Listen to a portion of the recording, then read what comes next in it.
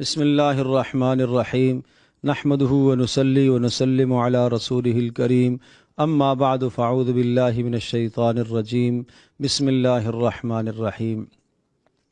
ومن لم يستطع منكم طولا ان ينكح المحصنات المؤمنات فمما ملكت ايمانكم من فتياتكم المؤمنات۔ پانچویں پارے کے آغاز میں نکاح کے مقاصد کو ذکر فرمایا، اور اس سے پہلے محرمات کا بیان تھا کہ کن کن عورتوں سے نکاح کرنا تمہارے لیے حلال نہیں ہے۔ اس تفصیل کے بعد فرمایا اگر کوئی شخص آزاد عورتوں سے نکاح کرنے کی استطاعت اور طاقت نہیں رکھتا تو اس کے لیے باندیاں اور لونڈیوں سے نکاح کرنے کی اجازت ہے، اور ساتھ ساتھ نکاح کے مقاصد سمجھائے کہ نکاح کے مقاصد کیا ہیں۔ معاشرے میں پاک دامنی حاصل کرنا، عفت اور پاک دامنی کو رواج دینا، یہ نکاح کے مقاصد میں ہے۔ صرف محض اپنی تسکین کو پورا کرنے کے لیے کوئی نکاح کو نہ کرے۔ اور پھر سمجھایا اللہ تبارک تعالیٰ نے تمہارے لیے یہ جو احکام ذکر فرمائے ہیں، اللہ پاک تمہارے اوپر مہربان ہے۔ یرید اللہ ان یخفف عنکم، اللہ تخفیف سے، اللہ تمہارے لیے آسان آسان احکام بتاتا ہے، اور اللہ پاک تمہیں کسی مشقت میں نہیں ڈالنا چاہتا۔ وخلق الانسان ضعیفا، اور اللہ تبارک تعالیٰ خوب جانتا ہے کہ تمہیں کمزوری اللہ نے دی ہے، تمہارے اندر کمزوری ہے، اور تم کمزور پیدا کیے گئے ہو، حوصلے کے اعتبار سے، جذبے کے اعتبار سے، استطاعت کے اعتبار سے، ہر اعتبار سے۔ تو لہٰذا اسی مناسبت سے اللہ پاک نے تمہیں احکام دیے۔ یا ایھا الذین آمنوا لا تأکلوا اموالکم بینکم بالباطل، اصلاح اموال کا ایک قانون سمجھایا کہ کسی دوسرے کا مال اس کی اجازت کے بغیر تمہارے لیے کھانا جائز نہیں ہے۔ اور نمبر 2، کسی کی جان پر حملہ کرنا اور اس کی جان کو ناحق نقصان پہنچانا تمہارے لیے یہ بھی جائز نہیں ہے۔ اور جو شخص ایسا کرے گا، کسی کی جان کو نقصان پہنچائے گا، کسی کے مال کو نقصان پہنچائے گا، وہ بہت بڑا ظالم تصور کیا جائے گا۔ فسوف نصلیہ نارا، اور اللہ پاک اسے جہنم میں ڈالے گا۔ ان تجتنبوا کبائر ما تنہون، اللہ نے تمہارے لیے آسانیاں اس طرح سے پیدا کی ہیں کہ کبائر سے اور بڑے گناہوں سے تم اپنے آپ کو بچاتے رہو، اور جب تم بڑے گناہوں سے اپنے آپ کو بچاؤ گے تو اللہ تبارک تعالیٰ اپنے فضل سے، اپنے کرم سے تمہارے چھوٹے گناہوں سے اللہ درگزر کرتا رہے گا۔ نماز کے ذریعے سے تمہارے چھوٹے گناہ معاف ہو جائیں گے، وضو کے ذریعے سے تمہارے چھوٹے گناہ معاف ہو جائیں گے۔ ان الحسنات یذھبن السیئات، نیکیاں گناہوں کو ختم کر دیتی ہیں، تو چھوٹی چھوٹی نیکیوں سے تمہارے یہ گناہ چھڑ جائیں گے۔ ہاں، کبائر سے اپنے آپ کو بچاؤ۔ اور اللہ نے جو تمہیں عزت دی ہے، مقام دیا ہے، جس کو اللہ پاک نے مرد بنایا ہے وہ مرد ہونے کی حیثیت سے اپنی ذمہ داریوں کو سمجھے، اور جس کو اللہ نے عورت بنایا ہے وہ عورت ہونے کی حیثیت سے اپنی ذمہ داریوں کو سمجھے۔ الرجال قوامون علی النساء بما فضل اللہ بعضهم علی بعض، اصلاح ازواج کا طریقہ سمجھایا کہ گھر کا اختیار اور گھر کی حکمرانی اللہ تبارک تعالیٰ نے مرد کو سونپی ہے، اور اللہ پاک نے مرد کے اندر حوصلہ رکھا ہے، ہمت رکھی ہے، طاقت رکھی ہے، اور اس کے اندر اللہ تبارک تعالیٰ نے کمائی کی صلاحیت رکھی ہے، اور وہ احسن طریقے سے، بہترین طریقے سے جب مال حلال کما کر لاتا ہے تو اس وجہ سے گھر کا اختیار اور اقتدار اس کو اللہ نے سونپا ہے۔ ہاں، اس کی بیوی گھر کے اندر اس کی مشیر بن کر اس کے ساتھ زندگی گزارے، اس کے ساتھ وزیر بن کر گھر کی زندگی گزارے، لیکن اگر دونوں کی آراء میں کہیں تناقض اور تعارض آ جاتا ہے تو اس موقع پر مرد کی رائے کو تقویت رہے گی، اور مرد کی رائے کو جو ہے وہ ترجیح دی جائے گی۔ اور پھر فرمایا کہ اگر بیویوں کے اندر نشوز تم محسوس کرو، نافرمانی محسوس کرو، تو طریقہ کار کیا ہے، بیوی کی اصلاح کا طریقہ سمجھایا۔ واللاتی تخافون نشوزہن فعظوہن، سب سے پہلا کام کرو، اسے سمجھاؤ۔ پہلے دن سے ڈنڈے سے بات نہیں بنے گی، پہلے دن سے مار کٹائی نہ ہو، فعظوہن، اسے سمجھاؤ۔ پہلے دن سے طلاق کا لفظ مت استعمال کرو، مت اس کی عزت پر حملہ آور ہو جاؤ، بلکہ فعظوہن، واعظ کرو۔ اور واعظ کوئی ایک دن کا کام نہیں ہوتا، 2 دن کا کام نہیں ہوتا، مہینوں کے مہینہ آپ سمجھائیں، آپ واعظ کریں۔ فعظوہن، واعظ ایسے کلام کو کہتے ہیں کہ جس میں آیات بھی ہوں، احادیث بھی ہوں، اور جس میں جو ہے وہ جنت کی باتیں بھی ہوں، جہنم کی باتیں بھی ہوں، دل کو نرم کرنے والی باتیں اسے کہتے رہو، سمجھاتے رہو، سمجھاتے رہو۔ اگر بات سمجھانے سے بات بن جاتی ہے اور وہ نافرمانی سے باز آ جاتی ہے تو اس کے بعد اگر اچھی بات ہے، اور اگر نہیں باز آتی وَاهْجُرُوهُنَّ فِي الْمَضَاجِعِ، پھر کچھ وقت تک اس کو جدا کر دو۔ یہ جدا طلاق نہیں ہے، گھر کے اندر ہی جدا کر دو، بستر جدا کر دو، کمرہ جدا کر دو۔ اس سے عورت پر اثر پڑے گا اور اس کے مزاج اور اس کی طبیعت میں یہ بات آئے گی کہ مجھے ایسا کیوں کیا گیا، یہ سلوک میرے ساتھ کیوں ہو رہا ہے میری نافرمانی کی وجہ سے۔ تو اللہ کی ذات سے امید ہے وہ نافرمانی سے باز آ جائے گی۔ اگر پھر بھی باز نہیں آتی تو تیسرا طریقہ بتایا کہ وَضْرِبُوهُنَّ، تیسرا اصول سمجھایا، مناسب پٹائی کرو۔ لیکن حدیث میں اس ضرب کی تشریح آئی ہے کہ پٹائی ایسی نہ ہو، مار ایسی نہ ہو جو چہرے پر ہو، ایسی مار نہ ہو جس سے زخم لگے، ایسی مار نہ ہو جس سے کوئی سخت چوٹ آئے، ایسی مار نہ ہو جس سے ہڈی ٹوٹے، بہت اعتدال کی مار۔ یہ مار یہ انتقامی مار نہیں ہے، یہ تعمیر کے لیے، یہ سدھار کے لیے مار ہے، اور سدھار کے لیے جو مار ہوتی ہے وہ مار مؤثر ہوتی ہے۔ اگر ایک آدمی اپنا انتقام، اپنا غصہ اتارنے کے لیے مارتا ہے تو وہ تو پھر تعمیری مار نہیں ہے، وہ تو تخریبی مار ہے۔ فَإِنْ أَطَعْنَكُمْ، ان تین اصولوں کے بعد اگر بیوی تمہاری بات مان لیتی ہے، فلا تبغوا علیہن سبیلا، بلا وجہ اس کو بدنام کرنا، معاشرے میں اس کو برا کرنا، گھر کے اندر اس کی بے عزتی کرنا، بے اکرامی کرنا، تمہیں کوئی اس کا حق نہیں پہنچتا۔ وَإِنْ خِفْتُمْ شِقَاقَ بَيْنِهِمَا فَابْعَثُوا حَكَمًا مِّنْ أَهْلِهِ وَحَكَمًا مِّنْ أَهْلِهَا، یہ تینوں اصول اپنا لیے پھر بھی عورت کے اندر اصلاح کی بات نہیں آئی ہے، پھر بھی وہ مرد کی نافرمانی کر رہی ہے اور زبان درازی کر رہی ہے، وہ ناشزہ ہے، نافرمان ہے، تو پھر فرمایا کہ ایک مرد کے خاندان کا آدمی اور ایک عورت کے خاندان کا آدمی، یہ دونوں آدمی آئیں اور ان دونوں کو بیٹھائیں، یہ چار افراد گھر کے اندر بیٹھ کر مصالحت کرنے کی کوشش کریں، دونوں کے اعتراضات کو، دونوں کی باتوں کو سنیں اور سن کر کوئی حل نکالنے کی کوشش کریں۔ اگر حل نکل آتا ہے تو بہت اچھی بات، اور اگر حل نہیں نکل آتا اور یہ دونوں آدمی اس بات پر یہ فیصلہ دے دیتے ہیں کہ ہاں اب ان دونوں کی زندگی باہمی اچھی نہیں گزر سکتی اور اب ان کے لیے جدائی ہی بہتر ہے، تو پھر مرد کو چاہیے کہ وہ اسے ایک طلاق دے دے۔ اور ایک طلاق کے بھی اتنے خوبصورت اصول ذکر فرمائے، سورۃ البقرہ میں بھی بڑی تفصیل سے طلاق کے احکام آئے ہیں کہ طلاق اس طرح سے دے کہ پاکی کی حالت میں، اور وہ پاکی جس پاکی میں مرد نے قربت نہ اختیار کی ہو، ازدواجی تعلق نہ قائم کیا ہو، اس حال میں اس کو ایک طلاق دے دے، پھر انتظار کرے،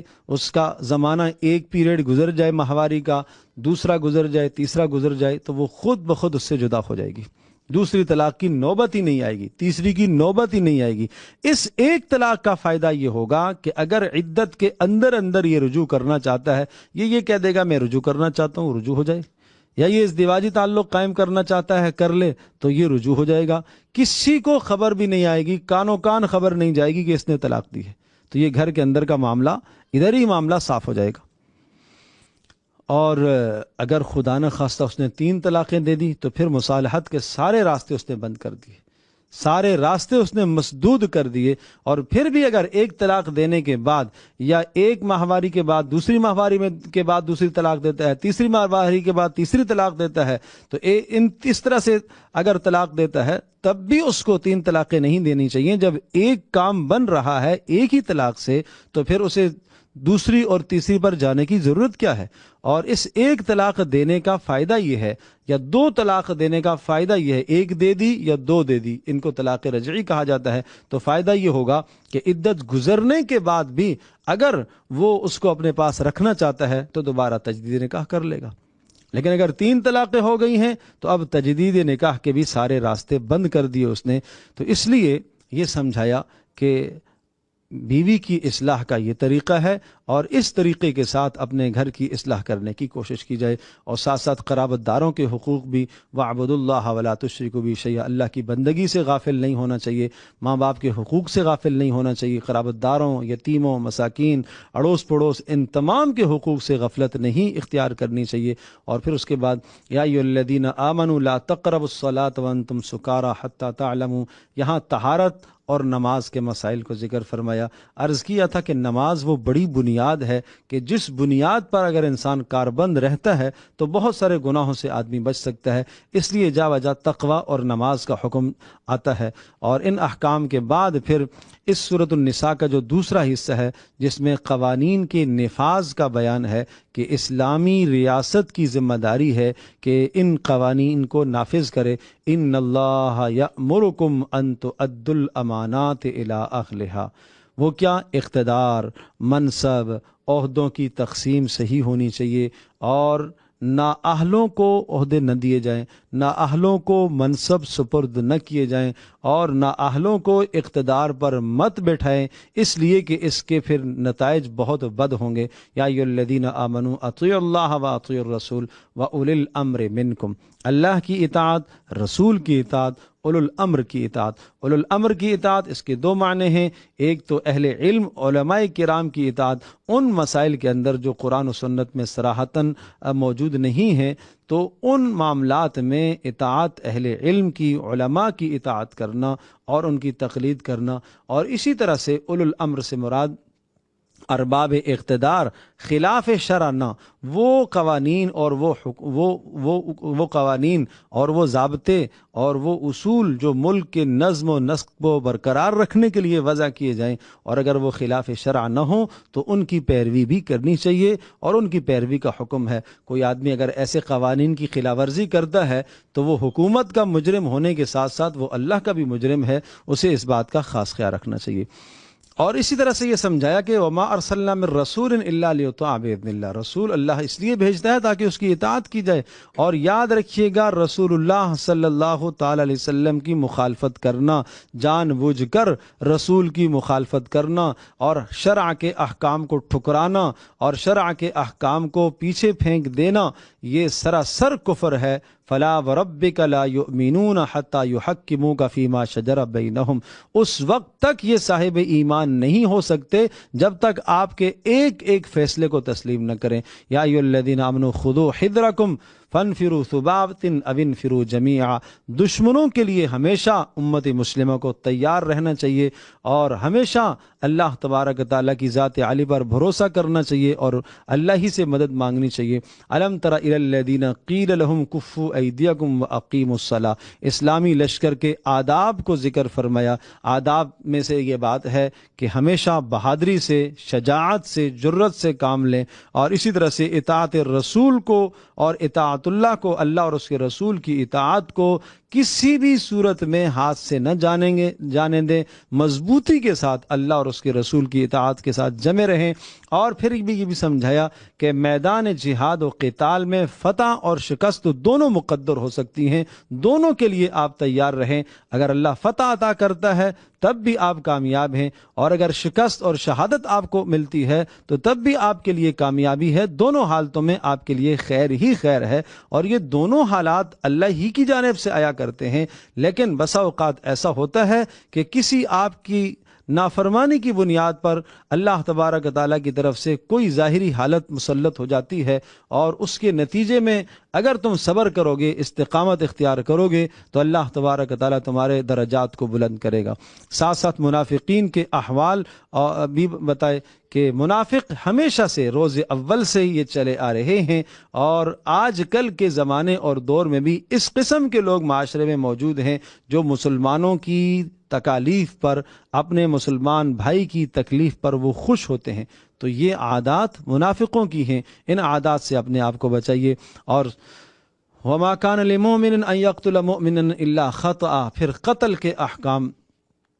قتل کی سزائیں، اگر کوئی ناحق قتل کر دیتا ہے تو اس کی سزا کیا ہے، اور اسی طرح سے کوئی جان بوجھ کر قتل کر دیتا ہے تو اس کی سزا کیا ہے، یہ سزا سنا کر پھر لا یستوی القاعدون، اللہ کی راہ میں جہاد و قتال کرنے والے وہ زیادہ بہتر ہیں، وہ زیادہ افضل ہیں، ان کی افضلیت کو اور ان کی برتریت کو اللہ نے ثابت فرمایا۔ اور پھر اسی طرح سے ہجرت اور نماز خوف کے احکام، کہ اگر کسی بھی جگہ پر تمہیں اللہ کے دین پر عمل کرنا ممکن نہیں ہے اور وہاں تمہاری جان کا خطرہ ہے، ایمان پر عمل نہیں کر سکتے ہو، تو اللہ کی زمین بڑی کشادہ ہے، آپ وسعت، اللہ کی زمین بڑی وسیع ہے، آپ ہجرت کر کے دوسری جگہ پر منتقل ہو جاؤ۔ وَإِذَا كُنْتَ فِيهِمْ فَأَقَمْتَ لَهُمُ الصَّلَاةَ، نماز خوف ذکر کرنے کے بعد إِنَّا أَنزَلْنَا إِلَيْكَ الْكِتَابَ بِالْحَقِّ لِتَحْكُمَ بَيْنَ النَّاسِ بِمَا أَرَاكَ اللَّهُ، کسی بھی حالت میں اس دنیا میں منافقوں کی طرفداری وہ لوگ جو اللہ اور اس کے رسول کے دشمن ہیں، صریح دشمن ہیں،